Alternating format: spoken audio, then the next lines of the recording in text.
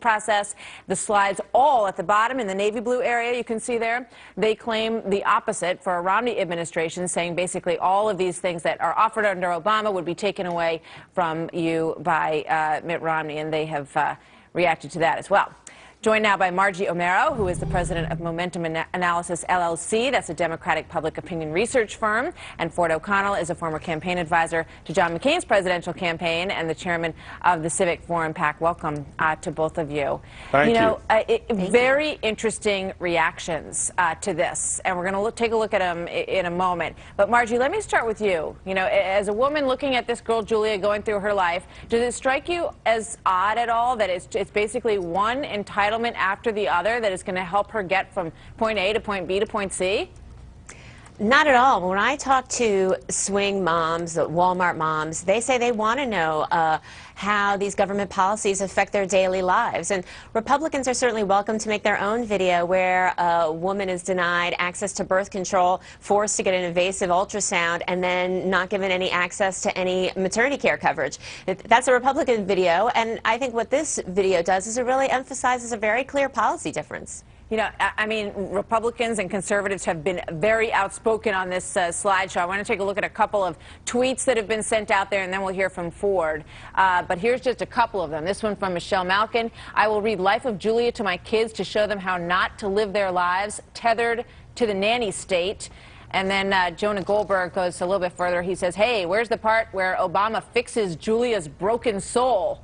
Ford, what do you make of that?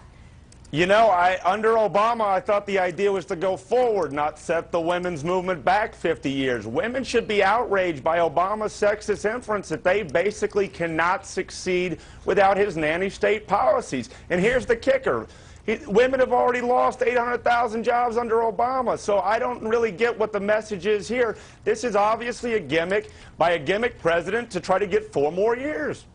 Let's take a look at what Mitt Romney's response to this was, and we'll pull that up and show his, quote, reaction. By all accounts, President Obama's policies have failed women, like all Americans, and they deserve a president who will focus on getting America back on track. You know, what do you make of all of that that's going on the conservative side of the fence in reaction to this, Margie? I think they're scrambling. They know that they have a double-digit deficit among women, and their policy is you're on your own. And when Mitt Romney says in a very political, calculated way, whatever Obama's for, I'm for the opposite, that means he's against. We're not talking about a nanny state. We're talking about health care, maternity care coverage. I mean, the things that all women and men want for their wives and partners, and help with making college more affordable. I mean, this is not a nanny state. These are our basic policies that help us move forward. And to say that we'd be going backwards by providing people with the tools they need to make ends meet, I think is ridiculous, and women aren't buying it. They're not buying it. Margie, how are we going to pay for these Let me just say one thing, Ford. I think it's really interesting, this slideshow, because it really does put in focus what the debate is about the future of the country and about how people perceive government and what they expect and want from government. But this clearly is, shows the side of the perspective that, we will help you every step of the way, from cradle to grave. We're going to be there for you from Head Start, through your elderly years. And the conservative side of this argument is that they want government out of people's lives, Ford, and that they want people to try, find a way to sort of do for themselves and motivate folks to be able to, provide all of these things and not need to lean on the government. I mean, that's absolutely right, and this is where we're seeing Republicans want to have free enterprise and allow people to self-determine how they succeed, and basically President Obama wants to push a nanny state and enlarge the net. Really, this whole ad campaign is one big distraction to get off of his abysmal economic record of tacking $1.3 trillion on in debt each year with no plan to pay it down, high unemployment, and outrageous gas prices. Increase of 4 million jobs. Well, look, it doesn't matter. You haven't created a net job, Margie. Basically, 4 more years of the Obama administration cannot happen because America's economy is in trouble because of these because of the failed policies that Mitt Romney is selling.